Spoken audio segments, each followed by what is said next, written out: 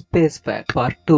இந்த ஃபோட்டோவை பாருங்க. இந்த ஃபோட்டோவில் இருக்க இந்த பிளாக்கான இடம் வந்து ஸ்பேஸில் இருக்கக்கூடிய ஒரு எம்டி ஸ்பேஸா இல்லை இந்த யூனிவர்ஸ்லேருந்து தப்பிக்க இயற்கையாகவே நம்மளுக்கு அமைச்சு கொடுத்த ஒரு லூப் ஹோலா? வாங்க பார்க்கலாம். உண்மையை சொல்ல போனால் இது எம்டி ஸ்பேஸும் இல்லை, லூப் ஹோலும் இல்லை. இது பர்னர்ட் 68 அப்படின்னு சொல்லக்கூடிய ஒரு மாலிகுலர் கிளவுட். இது ஒரு கிளவுடுன்னு சொல்கிறேன். அப்புறம் இது இவ்வளோ டீப் பிளாக்காக இருக்குது அப்படின்னு கேட்டிங்கன்னா, இது பார்க்க என்னதான் சின்னதாக இருந்தாலும் இதோட அடர்த்தியும் இதில் இருக்க மாலிகுலரோட அளவும் அதிகமாக இருக்கிறதால இது இப்படி பிளாக்கா இருக்கு. இப்படி பிளாக்கா இருக்கதாலேயும் இது பக்கத்துல இருந்து வர ஒளிகளை உள்வாங்கிக்கிட்டு இதுக்கு பின்புறம் இருக்க நட்சத்திரங்களோட ஒளியை நம்ம கண்ணுக்கு தெரியாம மறைக்குது. இதனால தான் இதை பார்க்கறதுக்கு ஸ்பேஸ்ல ஒரு எம்டி ஸ்பேஸ் இருக்க மாதிரி தெரியுது. இந்த போட்டோ எடுத்தது யூரோப்பியன் ஸ்பேஸ் ஏஜென்சி. இது என்னதான் பார்க்க இருட்டா பயங்கரமா ஒரு ஹோல் மாதிரி தெரிஞ்சாலும் இது நம்மளுக்கு யூனிவர்ஸ் கொடுத்த ஒரு சர்ப்ரைஸ்னே சொல்லலாம். ஏன் அப்படி சொல்றேன்னா, இதுல இருந்து தான் புது புது குட்டி குட்டி நட்சத்திரங்கள் பறக்குது. டார்க் கிளவுட்ல இருந்து மட்டும்தான் நட்சத்திரங்கள் பறக்குமா அப்படின்னு கேட்டீங்கன்னா அப்படிலாம் இல்ல. இந்த மாதிரி பியூட்டிஃபுல்லான நெபுலாஸ் இந்த ஸ்பேஸ்ல நிறையவே இருக்கு. நட்சத்திரங்கள் எப்படி பறக்குதுன்னு தெரிஞ்சுக்கணும்னு ஆசைப்படுறீங்கன்னா